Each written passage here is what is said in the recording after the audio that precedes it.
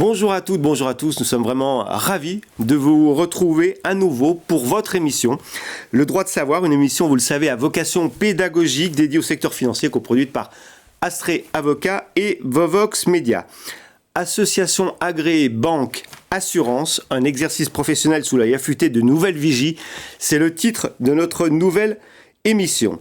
Cette émission est sur le dispositif d'autorégulation du courtage d'assurance et bancaire introduit depuis le 1er avril 2022 par la loi du 8 avril 2021.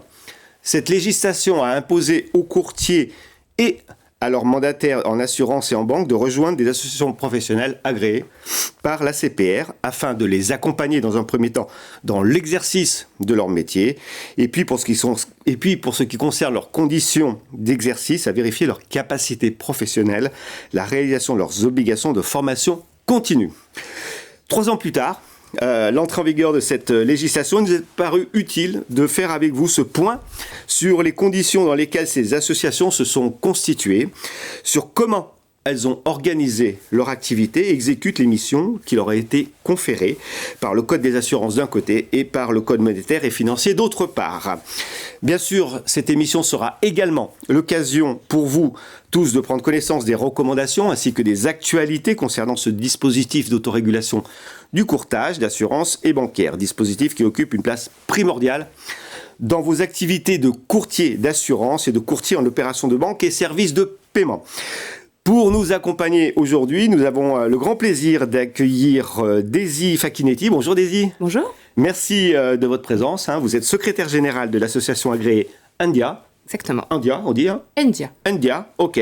Association agréée pour l'activité de courtage d'assurance et du courtage d'opérations de banque et de services de paiement. Et bien sûr, Isabelle Monalafa. Bonjour Isabelle. Bonjour Daisy. Bonjour. Merci de votre présence. Vous êtes avocate associée, fondatrice d'Astrée Avocats. On va faire un petit tour de piste, un grand tour de piste. 3 ans après, Isabelle Monalafa, ou plutôt, avant de commencer, on va faire quand même, on va donner la parole à Daisy sur la présentation en quelques mots ou en quelques chiffres d'India. Ok. India, c'est une association loi 1901 qui a été créée uniquement pour la réforme du courtage. Elle est née de la vocation de 3 organisations préexistantes, donc Planète CSCA, le syndicat des courtiers, l'APIC, l'association des professionnels des intermédiaires en crédit, et le GCAB, le groupement des comparateurs en assurance et banque. Donc en fait, ces 3 organisations se sont regroupées et ont créé India. On retrouve d'ailleurs au sein du conseil d'administration ces 3 organisations. D'accord. En parlant du conseil d'administration, du coup, complète ce dispositif, du coup, des représentants de nos adhérents, élus parmi des catégories de courtiers. Donc, ça peut aller des courtiers grossistes, courtiers de plus de 20 salariés, courtiers moins de 20, courtiers en opération de banque. Enfin, voilà. D'accord. Il y a 9 catégories. 9 catégories. À ça s'ajoute un président, du coup, qui est une personnalité qualifiée, mais extérieure au monde du courtage, donc qui n'est plus en activité. Et pour donner quelques chiffres, à aujourd'hui, donc pour l'année 2025, puisque l'adhésion à India s'entend par année civile, donc nous avons enregistré, 12 500 adhérents, donc entités juridiques adhérentes d'India, pour un peu plus de 18 000 catégories d'adhésion. Et en parlant de catégories d'adhésion, on est sur à peu près 6 300 adhésions de courtiers en assurance uniquement, donc qui ont cette seule activité, un peu plus de 6 000 adhésions de mandataires d'intermédiaires en assurance, dont 2 500 qui cumulent la partie assurance et la partie courtage en crédit, enfin mandataire d'intermédiaire en crédit. Et donc pour l'adhésion d'India, c'est une adhésion par année civile, donc 1er janvier, 31 décembre. D'accord. Calculer, parce qu'il faut quand même parler du tarif d'adhésion, sur le chiffre d'affaires N-1, net de rétrocession, donc on ne compte pas les mandataires. Et donc dans cette adhésion, ça inclut la médiation, aussi bien pour l'assurance que pour le crédit. Donc c'est une médiation quasi automatique. Donc c'est la médiation de l'assurance pour la partie assurance et ANM Conso pour la partie OB. On aura l'occasion d'y revenir. Vous vouliez rajouter un petit détail peut-être dans le dispositif qui est propre à chacune des associations, il y a aussi la commission disciplinaire qui intervient quand pour une non-conformité ou un non-respect des statuts. Et donc là aussi, elle est présidée par une personnalité qualifiée. Et alors, la commission disciplinaire n'a pas de pouvoir de sanction, mais elle peut prendre néanmoins différentes décisions, donc de l'avertissement à la radiation, qui peut entraîner, le cas échéant, une radiation de l'ORIAS, puisque c'est une condition d'immatriculation au même titre qu'une ERC Pro pour un courtier, par exemple. Alors, on va évoquer ce cadre, le cadre général du dispositif d'autorégulation. Isabelle, est-ce que vous pouvez rappeler à tous ceux qui nous regardent un petit peu le schéma global, le cadre et les enjeux? C'est une réflexion qui est portée par le secteur depuis de très nombreuses années, et la volonté historique exprimée par les pouvoirs publics d'une part, mais aussi par le secteur lui-même, c'était historiquement de se dire on est quand même très loin de ces populations très éclectiques, très, très disséminées dans la France, pour beaucoup des monos-entreprises, des auto-entrepreneurs, des gens qui travaillent seuls. Donc la première volonté du législateur, mais sur l'impulsion des organisations professionnelles, c'était de dire il faut qu'on ait davantage d'encadrement et davantage de services auprès de ces acteurs de proximité qu'on connaît pas bien et qu'on identifie mal en fait sur ce secteur. C'était la première vertu et la première volonté du législateur et des organisations professionnelles. Et c'est ce que disait Daisy d'ailleurs, elles ont été à l'origine de la construction de beaucoup d'associations professionnelles agréées. Ensuite, il y avait aussi une volonté de confier au secteur, finalement, son autorégulation. C'est-à-dire, on n'est jamais mieux servi que par soi-même. C'était un peu l'idée. L'idée de dire qui, à part les professionnels, ou qui, mieux que les professionnels, est capable de comprendre et de porter des solutions pour respecter les règles de conformité. C'était la deuxième idée. C'était vraiment de s'autoréguler et de se prendre en main. Et il y avait aussi une troisième vertu, une troisième volonté, c'était la formation. C'était vraiment l'idée de se dire, il faut qu'on les connaisse, il faut qu'on les encadre et il faut qu'on les fasse monter en compétences. C'est ces trois sujets-là qui ont donc généré le vote d'une loi le 8 avril 2021. Alors ça a été un peu dans un cavalier législatif parce qu'on l'a appelé réforme du courtage démarchage téléphonique. Alors, il y a des gens qui ne comprenaient pas très bien ce que venait faire l'autorégulation dans le démarchage téléphonique. Bon, hop, on a mis tout ça dans une loi. Et donc, elle est entrée en vigueur le 1er avril 2022. Alors, très schématiquement, un dispositif, effectivement, comme l'a dit Daisy tout à l'heure, où chaque courtier d'assurance et ses mandataires, courtiers en opération de banque et leurs mandataires. Donc il y a des courtiers qui ne sont pas obligés d'adhérer, les courtiers issus de la banque, les courtiers issus des sociétés de gestion, les courtiers qui sont issus du secteur financier, et il y a des mandataires qui ne sont pas non plus obligés d'adhérer, les mandataires d'assureurs, les mandataires d'agents généraux, les agents généraux qui ne sont pas non plus dans le dispositif. C'est que les courtiers et leurs mandataires d'assurance et les courtiers en opération de banque et leurs mandataires qui sont obligés de rejoindre. Alors une des maintenant 7 associations agréées par la CPR, on y reviendra tout à l'heure, et ces associations effectivement, elles sont agréées par la CPR, elles sont aujourd'hui aussi, j'allais dire, supervisées, régulées par la CPR, elles sont encadrées par la CPR. La CPR n'a pas fait que les agréer, elle les suit, ces associations. Alors, quels sont effectivement les grands points ? D'abord, pour pouvoir exister, être agréées, elles doivent être représentatives. Elles doivent avoir des critères de représentativité pour pouvoir être agréées. Alors, elles ont été agréées historiquement avec des délais, certaines qui n'avaient pas ces critères de représentativité. Alors, il faut avoir en adhérant 10% du nombre d'adhérents, du nombre de personnes inscrites à l'ORIAS dans l'année qui précède, effectivement. Alors, à l'époque, c'était l'agrément, c'était 1er avril 2022. Là, maintenant, c'est qui précède, en fait, l'année de contrôle, en fait, Bien quelque sûr. part. Et si on est déjà agréé pour une profession, alors c'était le cas des associations professionnelles de CIF qui étaient agréées par l'AMF. Ces associations-là ont dû simplement réunir 5% effectivement des adhérents et non pas 10%. Okay. Historiquement, quand les associations ont été agréées, en réalité, les critères de représentativité n'étaient pas atteints pour beaucoup d'entre elles, puisqu'elles se constituaient. Comme l'a dit tout à l'heure Daisy, c'était le cas d'Endia de rien, donc elles n'avaient pas d'adhérents. On leur a donc donné 2 ans pour pouvoir atteindre ces critères. Donc ça, c'est la première chose. Ce qu'a aussi demandé la CPR, parce que c'est le texte du Code des assurances et du Code monétaire et financier qui l'a exigé, c'est qu'elle puisse disposer de moyens humains et financiers, et ça, c'est assez contrôlé, pour pouvoir justifier des missions qui leur sont imparties. C'est-à-dire, il faut qu'elle dispose de ressources humaines, il faut qu'elle dispose de moyens matériels et financiers à même de pouvoir, effectivement, remplir toutes ces missions. Alors, quelles sont-elles, ces missions ? Il y a d'abord des missions de vérification. Je crois que c'est un gros travail dont nous parlera tout à l'heure Daisy. Mission de vérification, le spectre des associations d'autorégulation est limité à la vérification des capacités professionnelles d'exercice et des conditions d'exercice. Donc ce sont les diplômes et la formation initiale.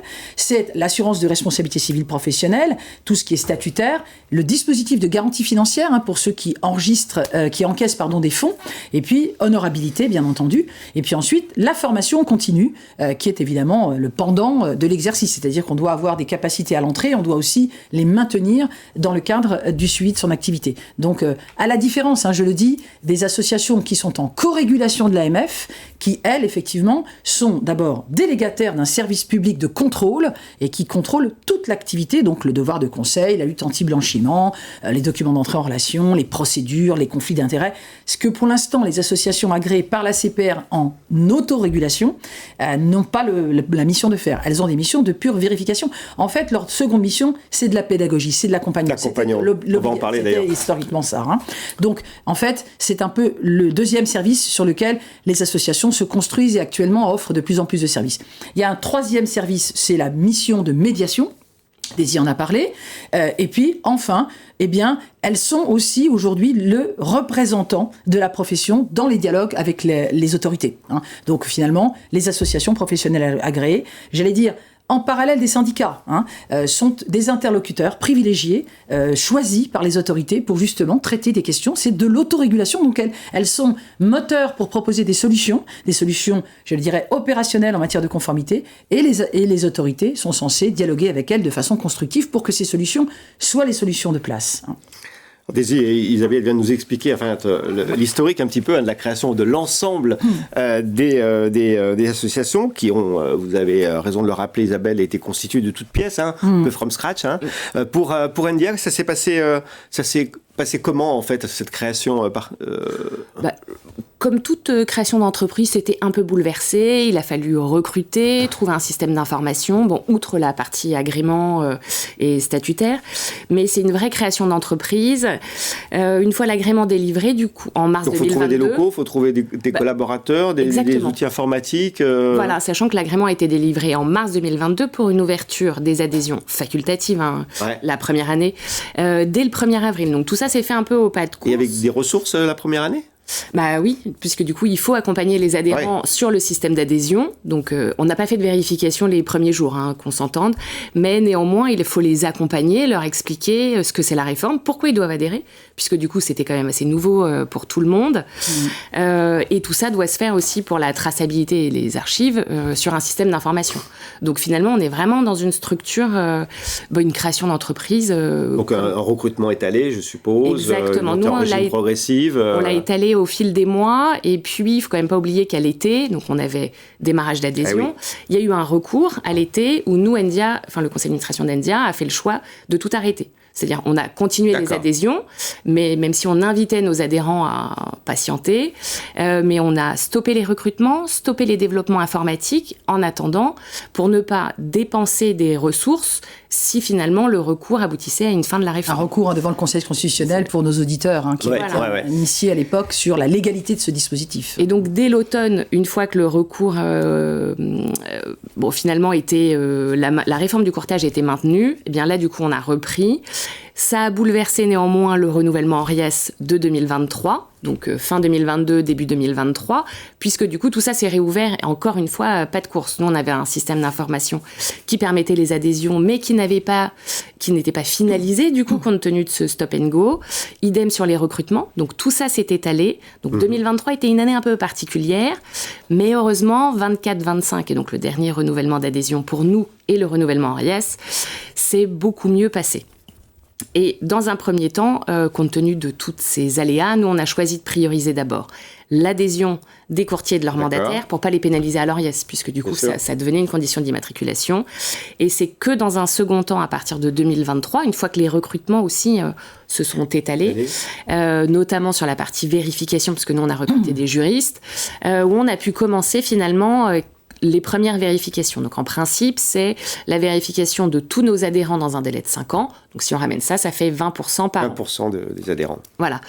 Et ces vérifications, comme l'indiquait Isabelle, du coup, sont le fruit d'échanges avec l'autorité de contrôle et les autres associations pour avoir une grille commune entre toutes les associations, qu'il n'y en ait pas une qui soit mieux disante. Tout le monde applique la même grille. Voilà, comme ça, on a une doctrine commune entre tous. entre toutes les associations, et ça a permis aussi des échanges sur des points de doctrine et puis d'interprétation.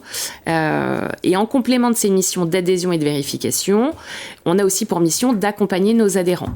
Donc c'est de l'accompagnement tant explicatif, pédagogique, sur différents thèmes qui sont dans le cadre de nos missions, et comme le disait Isabelle tout à l'heure, sur la formation, nous on a fait le choix de ne pas internaliser, mais de faire appel à des partenaires qui ont un savoir-faire pour proposer à nos adhérents du coup des solutions de formation qui nous semblent adaptées et cohérentes. Et ces partenariats nous sont au seul bénéfice de nos adhérents, où ils ont une remise ou une solution qui est faite pour eux, et ce qui leur permet de répondre à toutes leurs obligations de formation, qu'elles soient continues ou initiales. On a aussi des partenariats sur la partie RC Pro, puisque du coup, dans les courtiers, vous avez les anciens qui ont déjà leur contrat, mais on a aussi des nouveaux qui se lancent dans le périmètre. Et donc, il nous avait semblé nécessaire aussi de pouvoir leur proposer des partenariats sur le volet RC professionnel.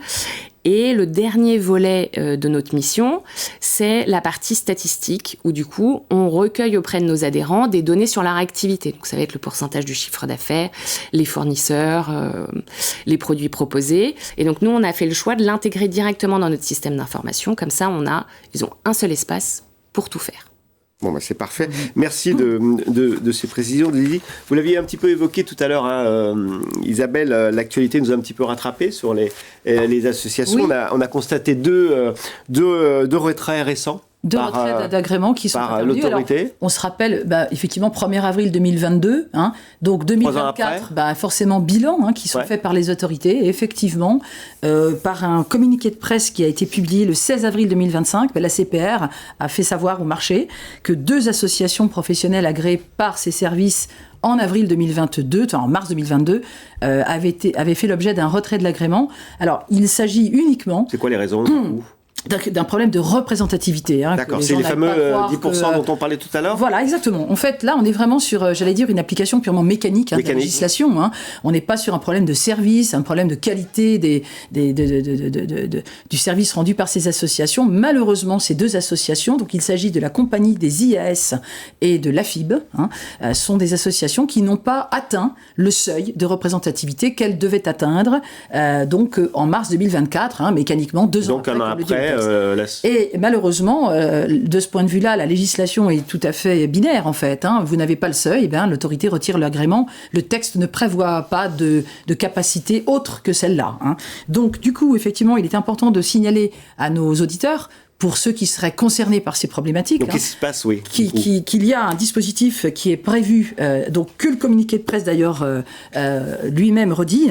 Donc la décision prend effet en fait à compter du 11 juillet 2025 et du 12 juillet. Donc pour la compagnie des IAS, parce qu'en fait c'est à compter de la notification de leur retrait, c'est 3 mois. Dans les 3 mois effectivement qui suivent, les adhérents doivent trouver une association professionnelle agréée qu'ils doivent impérativement rejoindre. J'insiste auprès des gens qui nous écoutent. Là, il ne faut pas réfléchir.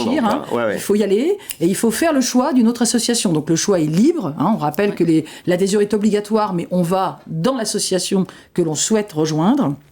Et c'est donc 11 juillet pour la compagnie des IAS et 12 juillet pour l'AFIB. La date limite. Donc, j'allais dire, ça va un peu tomber pendant les congés.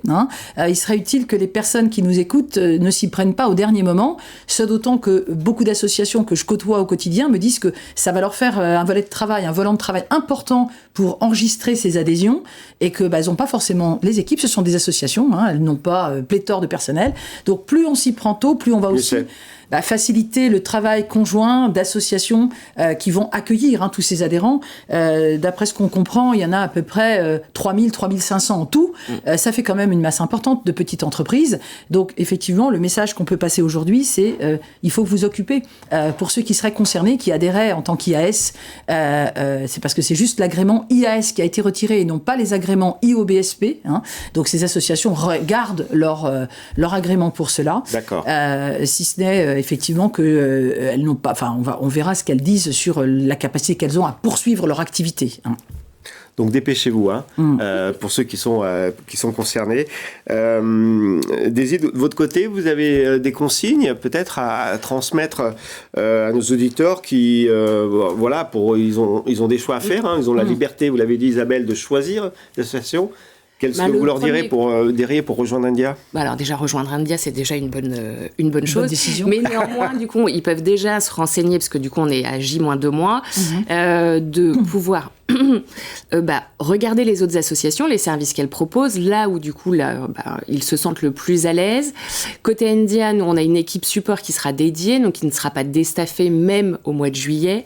Donc, on sera en capacité de les accueillir. Sachant que de notre côté, tout le processus est dématérialisé. Donc, il y a quand même après derrière des contrôles. Mais voilà, pour l'instant, il n'y a pas d'alerte sur notre capacité à les accompagner. Mais effectivement, le préalable, je pense que c'est le bon moment de prendre contact avec nos équipes pour déjà nous connaître, savoir ce que c'est India, comment ça fonctionne, les éléments qu'on va leur demander, et effectivement de pouvoir anticiper pour que, avant le 11 ou le 12 juillet, eh bien du coup, l'association qu'ils rejoindront, par exemple India, soit en capacité de transmettre à l'ORIAS tout de suite cette nouvelle adhésion de façon à éviter tout quiproquo et suppression d'inscription. On sait combien ça concerne de... Oui, tout à l'heure, je vous l'ai dit, j'en ai qu'à peu près 3000 personnes, 3500 personnes, enfin, personnes physiques ou personnes morales. Et comme le précise Daisy, c'est important que les gens le sachent, si jamais les personnes ne rejoignent pas d'association, il y aura effectivement des commissions qui vont se tenir à l'ORIAS à la rentrée.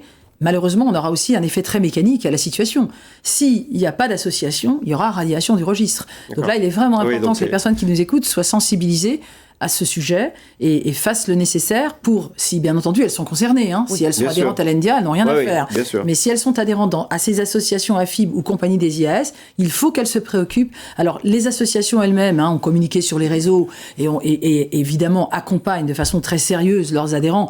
Donc il ne devrait pas y avoir de difficultés, mais on connaît bien le sujet, puisqu'on a quand même, nous, presque 40 ans d'expérience maintenant dans ce domaine. Il y a toujours des gens qui débarquent, j'allais dire, au dernier. Ah bon, mais je n'étais pas au courant. On a beau avoir beaucoup de communication, donc finalement, c'est pas inutile qu'à l'occasion de cette émission, on communique davantage. On le rappelle. Il y aura un coût. L'association, ils paieront 2 fois, du coup. Ils ont payé 2025. A priori, non. A priori, les adhésions. Pour l'instant, tout ça n'est pas encore acté. C'est pas encore acté. D'accord. Dans certains cas, certains ont dit que non. On espère quand même que les gens pourront, les adhérents, effectivement, ne seront pas pénalisés de cette situation-là. Parce qu'ils ont payé leurs adhésions 2025, auprès de l'association qu'ils ont rejoint.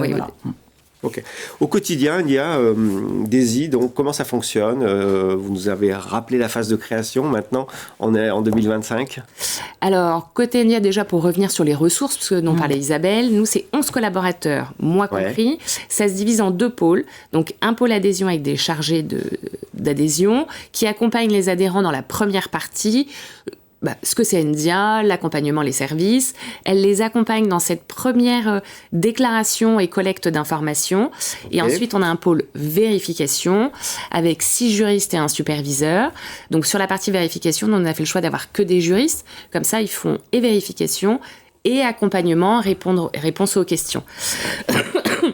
Donc, pour les deux, on a fait le choix d'avoir une permanence téléphonique, puisque du coup, c'est toujours plus facile, quand on a une inquiétude, de prendre son téléphone et d'appeler, plutôt que d'attendre la réponse à un mail. Donc, on a 2 supports, l'adhésion et la vérification. Après, les deux se parlent, quand même, échangent. Et le fil rouge de notre accompagnement, nous, c'est vraiment la montée en compétences et la satisfaction de nos adhérents, qu'on mesure. Chaque appel, chaque mail, du coup, fait l'objet d'un questionnaire satisfaction. Donc, j'invite nos adhérents et nos futurs adhérents à répondre à ce questionnaire qui nous aide dans l'amélioration de nos process. Et donc, on arrive à peu près à un taux de satisfaction à 90%, sachant que on a été, pour 2025, du coup, assez sollicité dans le cadre du renouvellement, mais tout s'est très bien passé. Pour vous donner quelques chiffres, sur uniquement l'année 2025, on a enregistré 7100 appels, principalement de l'appel entrant, donc 7100 appels entrants et 5200 appels sortants sur nos 2 lignes. Tous nos appels téléphoniques, du coup, sont retraités dans un délai de 24 heures si ça peut arriver, du coup, tout le monde est en ligne. Et pour ces appels téléphoniques, on les passe aussi dans le cadre des vérifications. Donc, c'est-à-dire que tous nos échanges sont principalement par mail, nos collectes d'informations, mais tout ça est complété d'un appel téléphonique pour expliciter, puisque du coup, il y a la réforme du courtage, mais il y a aussi pas mal de pédagogie à faire pour expliquer pourquoi on demande ces pièces-là et à quel moment. Et pourquoi ils sont en phase de vérification. Voilà, tout ça est parfaitement aléatoire. On essaye de tenir peu ou prou nos 20%. Et donc, avec nos 12 000 adhérents, on ambitionne à peu près de faire 3 000 vérifications sur 2025, sachant qu'on a un peu de retard compte tenu de la mise en œuvre de 2023, pour atteindre nos 100% d'ici 2027 en termes de vérification. Comment ça se passe? L'adhérent reçoit un mail un petit peu avant quand il... Exactement. En fait, on a des campagnes, donc on les fait tout au long de l'année. La collecte se fait par mail. Ensuite, s'ouvre un délai de 3 semaines avec une relance à mi-parcours, un appel téléphonique, des demandes d'informations complémentaires le cas échéant. Ensuite, il y a une phase d'instruction de notre côté, qui est plus ou moins longue selon les dossiers aussi, puisque du coup, plus vous avez de collaborateurs, plus il y a de documents. Donc, mécaniquement, ça prend plus de temps. Et ensuite, il y a soit une conformité complète premier coup, soit s'ouvre une période de remédiation de 2 mois. D'accord. Et voilà. Ok.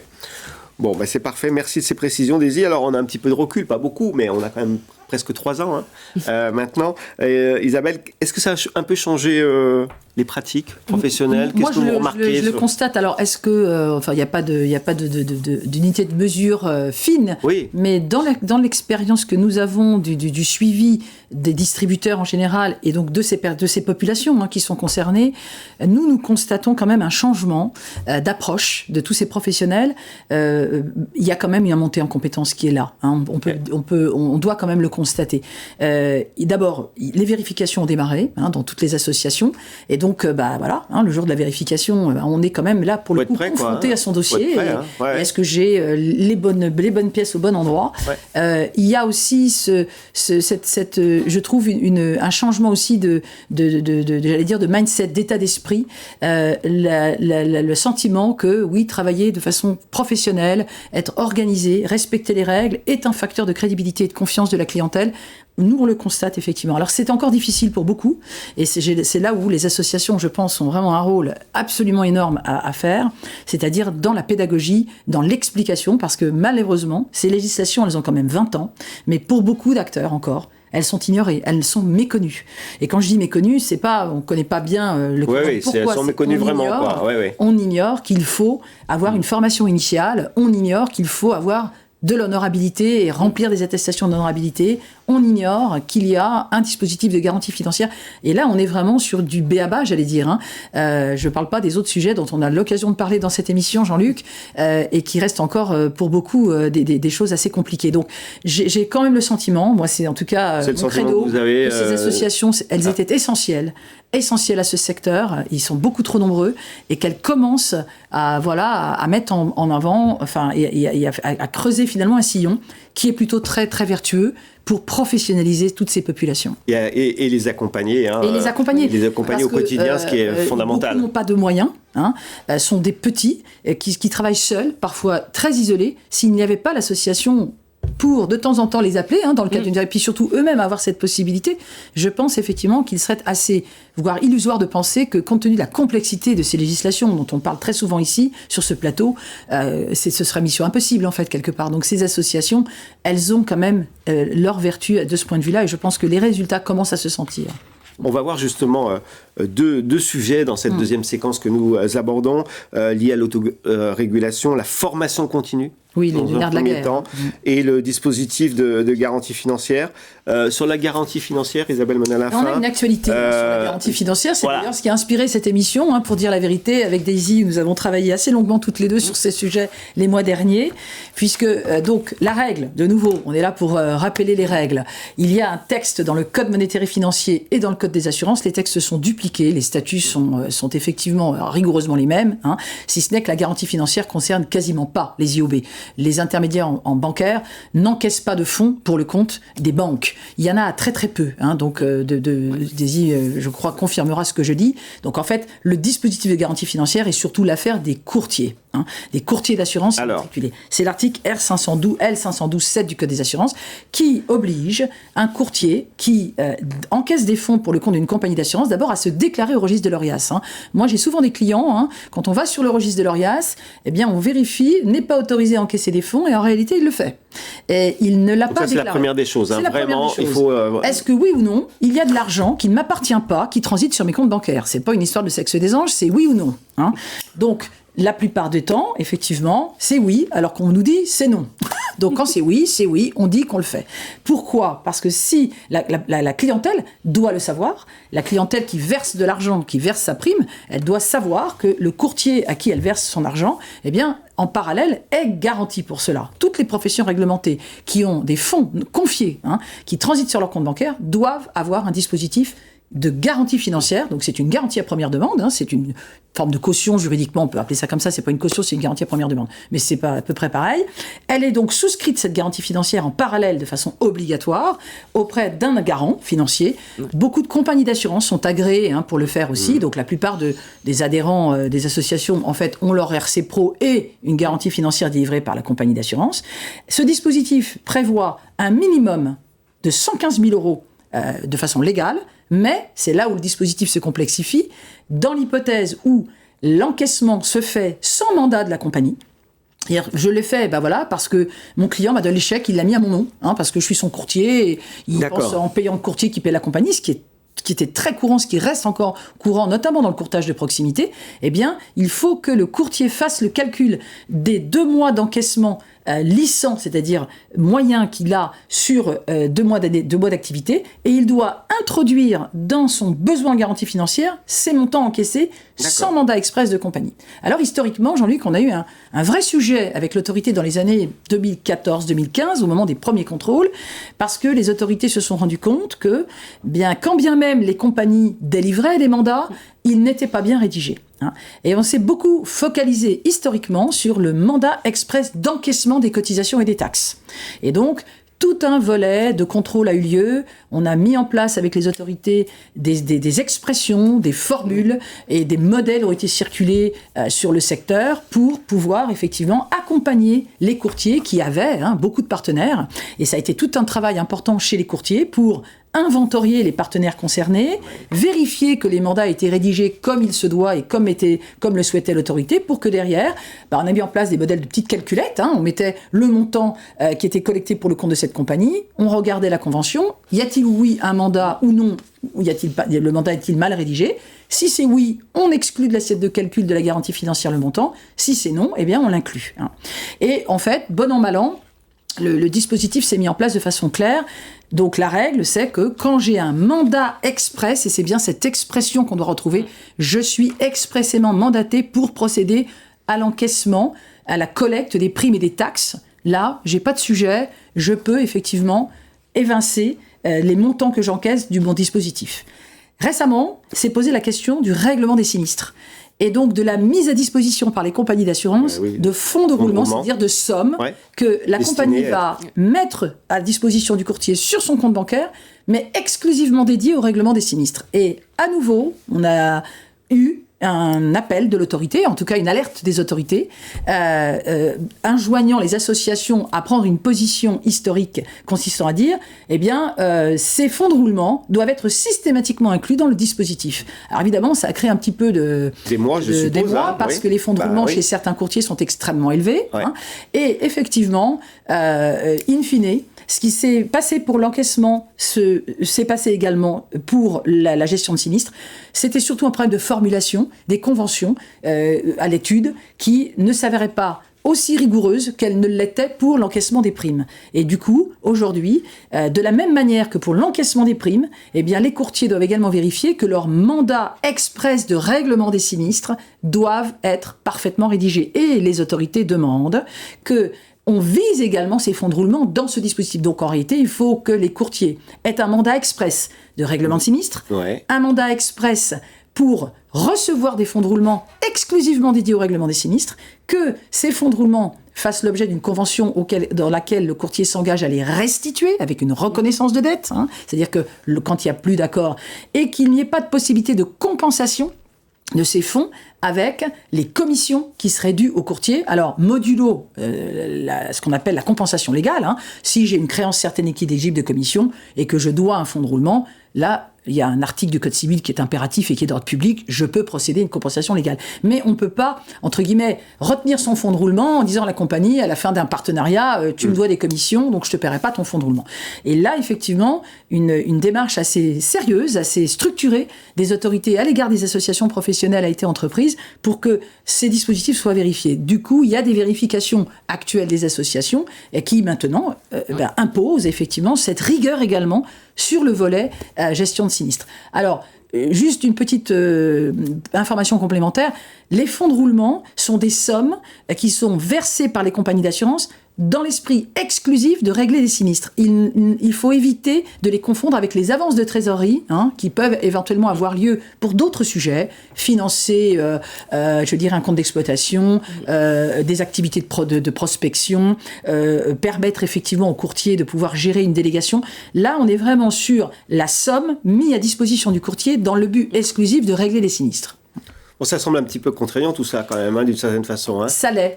C'est un calcul très contraignant. Mais néanmoins, c'est nécessaire. Surtout quand on a beaucoup de partenaires. Quand on a beaucoup de partenaires.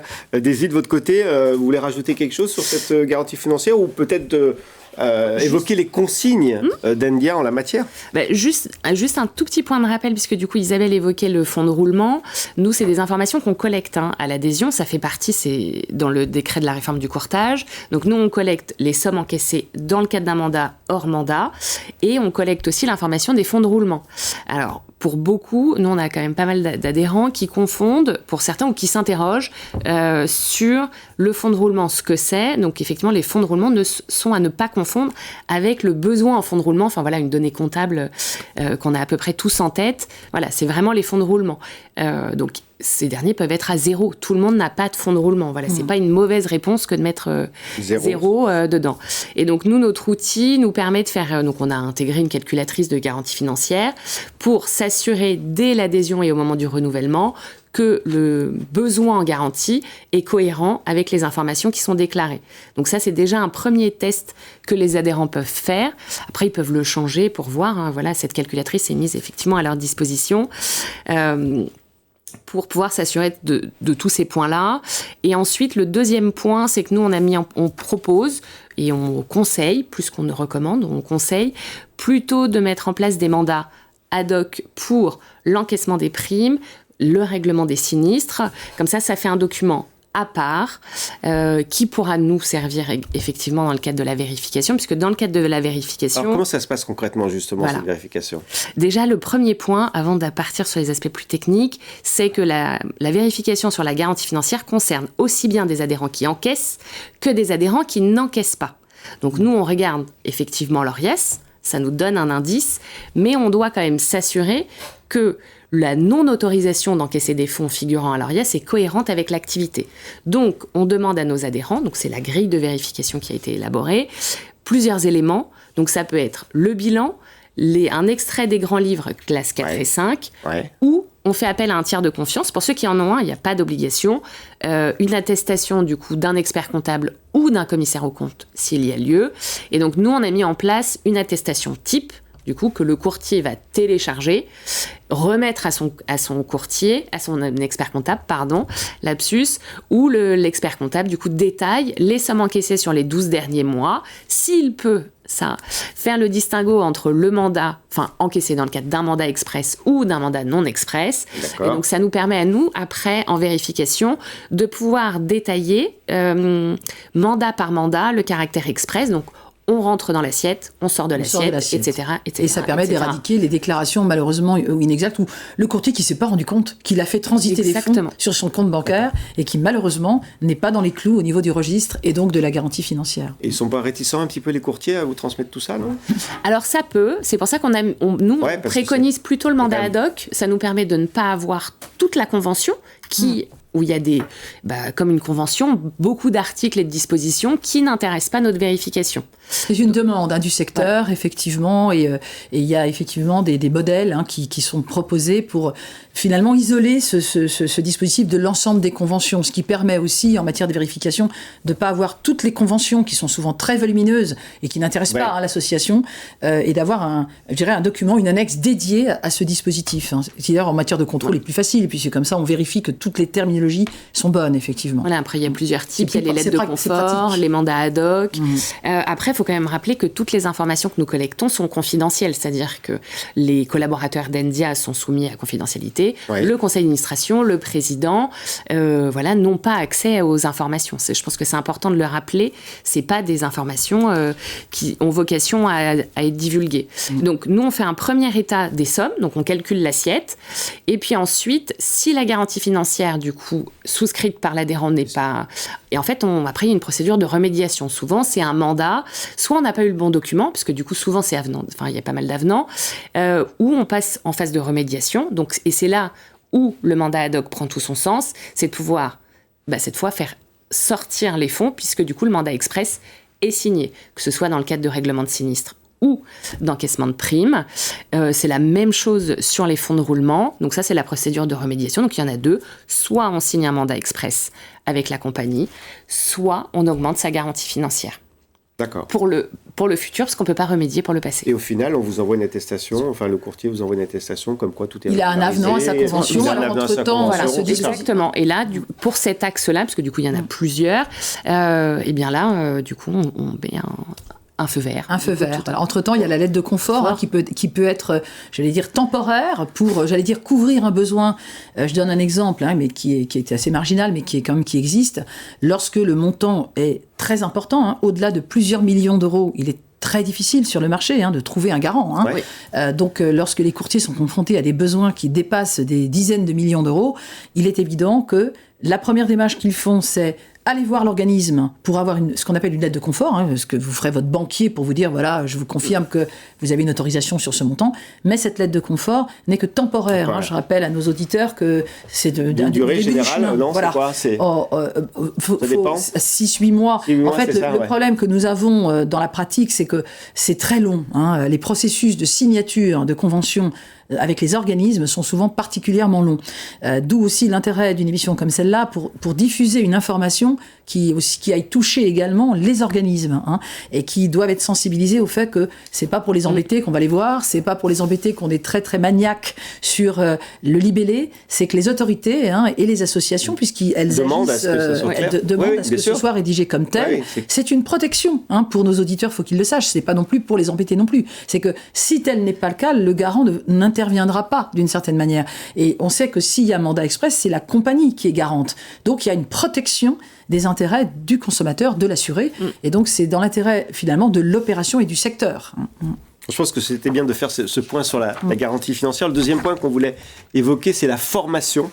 Isabelle, la formation continue, est-ce que vous pouvez nous en rappeler les règles ? Ça, c'est un peu le point noir, j'allais dire, et le point vert. C'est-à-dire que c'est très vertueux, parce que cette formation continue qui a été introduite en 2019, elle a vraiment aujourd'hui porté ses fruits sur certains secteurs, nous le constatons, des professionnels, surtout de petite taille, qui sont mieux formés, qui prennent les choses en main.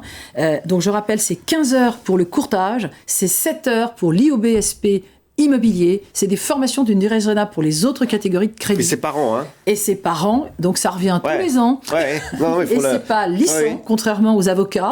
On fait 15 heures par an sur une année et on peut pas faire 30 heures sur 2 ans.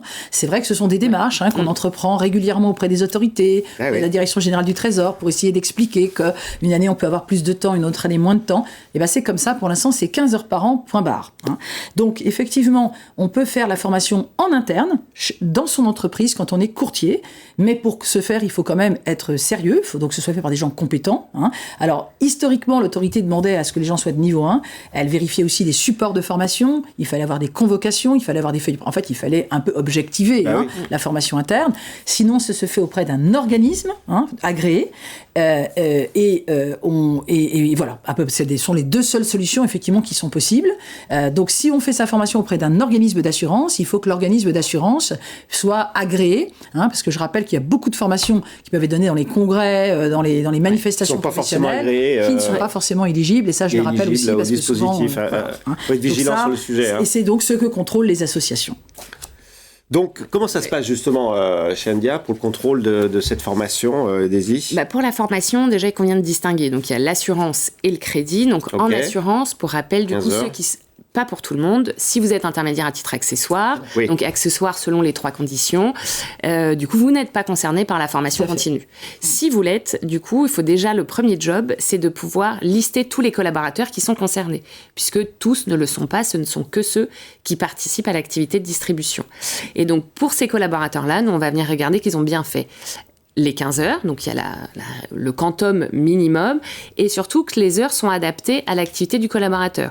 Donc c'est pour ça que nous, on va demander, le cas échéant, un organigramme selon la structure, pour regarder le registre de formation, puisque ce registre de formation, ça vous permet d'avoir le suivi 2021, 2022, pour s'assurer que le collaborateur, il n'a pas fait la même formation chaque année, ou une formation très opérationnelle, pour qu'il y ait aussi un petit volet réglementaire et monter en compétences. Donc sur la partie registre de formation, nous, c'est quelque chose qu'on conseille à nos adhérents, et c'est d'ailleurs la prochaine évolution de notre système d'information, que de permettre à nos adhérents qui ont déclaré les formations de pouvoir télécharger un registre. Comme ça leur permet à eux de pouvoir suivre et de le compléter des heures de formation. Et donc sur les éléments, donc au-delà de ces 2 éléments, on demande les attestations de formation. Oui. On peut demander également les contenus. Si sur l'attestation, vous avez un thème qui est... très générique. DDA, par exemple. Voilà, formation éligible DDA, comme ce qu'on peut voir. Là, on va aller plus loin dans le contenu, sans pour autant demander les supports. Voilà, pour avoir plus d'éléments, le programme, par exemple, peut nous aider. Et pour les IOB, c'est effectivement 7 heures DCI, plus des heures de formation par opération de banque. Donc, un intermédiaire en crédit qui fait de l'intermédiation sur la partie immobilier, donc c'est 7 heures. S'il fait un peu de regroupement de crédit, du coup, il va falloir qu'il complète sa formation, qui doit être d'une durée raisonnable. Donc là, il appartient à l'intermédiaire de juger du quantum minimum de formation à réaliser selon les collaborateurs. Donc quelqu'un qui vient d'arriver, il aura peut-être un besoin plus important, ou en cas de changement de la réglementation, par exemple. En complément de ce qu'on vient d'évoquer, Daisy, est-ce qu'il y a d'autres éléments, d'autres consignes que vous aimeriez peut-être évoquer en profitant de cette émission ? Alors, il y a peut-être le volet honorabilité. Donc, on a abordé quasiment tout sur l'honorabilité pour le rappeler. Donc, historiquement, c'était l'ORIES qui s'occupait des dirigeants, donc là, pas de sujet. En revanche, les collaborateurs, donc ceux qui sont formés... Donc là, on est sur l'honorabilité des collaborateurs. Hein. Exactement. Personnes qui ne doivent pas être sanctionnées pénalement sur des infractions financières. Hein. Donc ça peut être dans le cadre de leur activité de salarié, donc de courtier ou de mandataire, mais ça peut être aussi...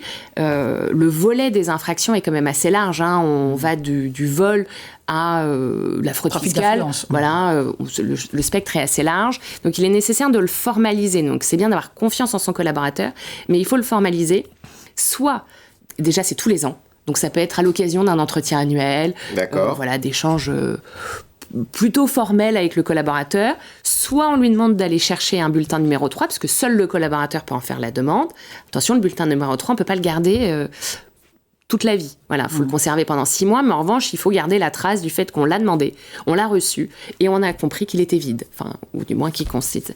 Ou une attestation sur l'honneur à faire signer par le collaborateur. Là, on peut la conserver. Nous, côté Endian, donc on a repris... Donc vous avez un formulaire type sur... Exactement, l'attestation, sur lequel on a rajouté quand même une notice introductive où on explique au collaborateur pourquoi. C'est pas intrusif de la part de l'employeur, c'est pour respecter... C'est une profession réglementée. Voilà, exactement. On voit pas de l'assurance ou du crédit comme des pains au chocolat. Donc, il est important, du coup, de pouvoir le formaliser. Donc là, oui, il faut le faire tous les ans et pas oublier... Avec tous les collaborateurs concernés. Exactement. Voilà. Faut le rappeler. D'autres choses à rajouter sur ce dispositif? On est dans le cœur de la colonne vertébrale de la profession réglementée. Il faut que les gens qui nous écoutent le comprennent. Hein. C'est l'honorabilité et c'est la formation. On a souvent parlé sur ce plateau, Jean-Luc, de la RIS et de tout l'enjeu aujourd'hui de ce programme européen de réforme des directives sur le devoir de conseil. Un pan très important de ces directives et notamment des recommandations à CPR, je rappelle 17 juillet 2023, 21 novembre 2024, font un focus essentiel sur la formation. Il y a l'éducation financière du client, mais pour pouvoir bien éduquer ses clients, faut-il encore être soi-même formé. Donc, effectivement, nous, c'est un peu notre dada chez Astrée, parce qu'on constate très souvent que les gens négligent, ont l'impression de perdre leur temps. J'ai tendance à leur dire, vous ne perdez pas de temps parce que vous gagnerez en confiance, en productivité, en efficience, en intérêt. Et on sait que dans le travail aujourd'hui, dans l'activité professionnelle, quelle qu'elle soit, la quête du sens, dont on parle très souvent, de façon très ésotérique, elle passe déjà par la compréhension des sujets. Et quand on est sachant, on est davantage motivé parce qu'on sait pourquoi on fait les choses. Donc effectivement, la formation continue, il faut y attacher beaucoup d'importance. Elle est très utile. Et c'est en fait 2 jours par an. Donc on peut quand même 2 jours par an s'arrêter, arrêter le téléphone et se concentrer sur un sujet. Les sujets sont alors multiples et variés dans le secteur. Alors, c'est vrai que nous défendons un élargissement des sujets. Depuis très longtemps, j'essaie de dire aux autorités, aux gens, j'aimerais que d'autres sujets puissent être éligibles, pas simplement la réglementation, peut-être des sujets peut-être plus d'information générale, de culture générale sur le secteur, des sujets de langue étrangère, des sujets qui soient un petit peu plus larges pour permettre d'avoir aussi des choix de sujets, parce que mine de rien, ça revient vite. C'est difficile parfois dans certains secteurs de trouver des sujets intéressants, mais je suis très attachée à la formation. On va terminer par la 3e séquence, c'est les engagements, les perspectives, les projets. Donc on a un petit peu évoqué ce point-là, Isabelle, tout à l'heure. Qu'est-ce que 3 ans après 3 ans après, c'est quoi le bilan sur l'apport du quotidien dans la vie du courtier? Au-delà de tout le positif qu'on a pu exprimer, moi je constate, je dirais, une marge de progression sur ce que j'appelle le multistatutaire. D'accord. C'est-à-dire qu'il y a des associations agréées aujourd'hui qui agissent tout autant en corégulation AMF qu'en agrément ACPR. Et c'est pas toujours simple. C'est notamment le cas du CGP, le fameux Conseil en gestion de patrimoine, qui cumule le statut de CIF, le statut de courtier d'assurance, le statut de courtier en opération de banque ou service de paiement, le statut d'agent immobilier. Et on sait qu'on est dans un volet ou dans une direction de réglementation du secteur immobilier. Donc il va probablement y avoir une 3e autorité de contrôle qui va embrasser cette profession. Et du coup, pour ces associations, mais surtout pour leurs acteurs, c'est pas toujours évident, notamment sur la gouvernance, nous allons avoir des sujets sur la gouvernance multistatutaire, d'avoir des règles qui convergent. Alors, et sur la formation aussi, l'AMF n'a pas les mêmes positions que la CPR sur les problématiques de formation. Les programmes sont validés, c'est beaucoup plus structuré, en fait, quelque part. Donc, c'est vrai que les approches étant différentes, c'est pas toujours facile. J'ai remarqué pour les adhérents et pour les associations de pouvoir jongler avec ces sujets et de pouvoir apporter à leurs adhérents des bonnes solutions. Alors, bien entendu, les professions sont différentes. Elles ont des spécificités, mais il faut quand même des troncs communs, peut-être, je sais pas. Mais un peu de convergence ne nuirait pas à la performance. On est quand même là pour gagner sa vie et on n'est pas là pour mourir conforme. C'est un peu aussi un truc que je dis souvent, mais c'est pas faux. Et donc, si on me demande le papier bleu puis le papier vert, à un moment donné, je peux peut-être trouver un papier commun qui me permettra, moi, CGP, de pouvoir un peu faire converger les choses. Ça, c'est un travail à mener. Il y a probablement des marges de progression dans ce domaine. Il y a déjà des discussions sur ce sujet ou pas? On voit bien que actuellement, je fais un tour de France avec des CGP et on voit bien que sur des sujets liés à du réglementaire, on trouve des terrains d'entente, effectivement. Mais c'est pas toujours simple parce qu'évidemment, les métiers sont différents. Mais néanmoins, le CGP, il a quand même, notamment en formation, 47 heures à réaliser. Donc voilà, ça fait quand même beaucoup. L'avenir pour Ndia, Daisy, c'est quoi les perspectives en quelques mots? Juste pour reboucler, du coup, il y a effectivement des multistatuts, mais il est aussi important, nous on le voit dans nos adhérents, de respecter les spécificités de chacun. Du coup, certains courtiers ne font que du courtage, donc il est aussi important de pouvoir mettre en avant leurs spécificités qui peuvent, le cas échéant, ne pas être communes. Voilà, et ne pas leur imposer beaucoup de choses alors qu'ils sont passifs, par exemple. Exactement. Et donc, les perspectives pour Ndia, c'est surtout l'accompagnement. Donc, maintenant qu'on a la partie vérification, où on a fait, nous, pas mal de campagnes de communication pour pouvoir l'expliquer et puis dédiaboliser. Du coup, on ne vient pas chercher la petite bête, c'est important. C'est la partie accompagnement et la mise en avant de tous les supports et les différents webinaires qu'on met à disposition de nos adhérents, justement pour expliquer, vulgariser parfois certains, moi j'apprends plein de choses, certains thèmes, donc nous on a mis en place des guides, des mementos, et puis qui sont faits par nos juristes, donc qui en plus sont en contact de nos adhérents dans le cadre de la vérification ou de la plateforme téléphonique, du coup qui rédigent, donc c'est eux qui ont souvent l'idée, certains guides et mementos pour l'accompagnement. Après, cet accompagnement, c'est aussi une histoire de redondance. Donc, nous, on met en place plusieurs newsletters, etc., etc. D'accord. Voilà, donc l'idée, c'est d'arriver auprès de nos adhérents comme un réflexe. J'ai une question. Bon, dans le cadre de nos missions, il y a des Bien éléments sûr. sur lesquels nous, on ne va pas. J'appelle mon association, je lui pose la question. Voilà, ou je vais regarder dans la base documentaire, je vais me renseigner. Par exemple, pour les mandats, que vous soyez en vérification ou non, eh bien, du coup, faites un check, du coup, et puis interrogez-nous le cas échéant. Voilà, c'est plutôt de rentrer dans le paysage et pas seulement comme une contrainte. D'accord. Et puis dans le rapport avec les autorités aussi, peut-être être là, présente en permanence. De continuer du coup cette collaboration et que les grilles qui ont été mises en place puissent évoluer au fur et à mesure. Enfin voilà, du coup, nous, on apprend en marchant sur les vérifications et au contact de nos adhérents et de pouvoir continuer de collaborer pour être au plus près finalement de leurs problématiques sans pour autant mettre de côté la conformité. Hein. L'idée n'est pas de... Bien sûr. Avec ce réflexe que vous appelez de vos voeux, réflexe NDA. Exactement. À avoir. Isabelle Monin-Lafin, pour terminer. Pour terminer, voilà, on rappelle à nos auditeurs qu'il y a des modèles disponibles sur nos sites, sur le site de l'NDA, pour les accompagner donc, dans la préparation. On prépare sa vérification comme on prépare un contrôle, c'est la même chose. Donc si plus en amont, eh bien, ils peuvent se renseigner et se doter des consignes pour le dispositif de garantie financière et les règles en matière de formation continue, ils faciliteront effectivement les opérations de l'association. Et donc, elles sont disponibles à la fois sur notre site et également sur l'association professionnelle. Écoutez, je crois qu'on arrive au terme de notre échange. Fourni, dense, nécessaire, je crois, 3 ans après, de revenir sur ce sujet de l'autorégulation. C'était utile pour tous et toutes. Merci Daisy Facchinetti de votre présence sur notre plateau. Je rappelle que vous êtes secrétaire générale de l'NDA, l'association agréée. Merci Isabelle Monin-Lafin d'avoir suggéré ce sujet, de l'avoir préparé, d'avoir été avec nous aujourd'hui. Merci à vous toutes et à vous tous et à très très bientôt pour un prochain Le Droit de Savoir.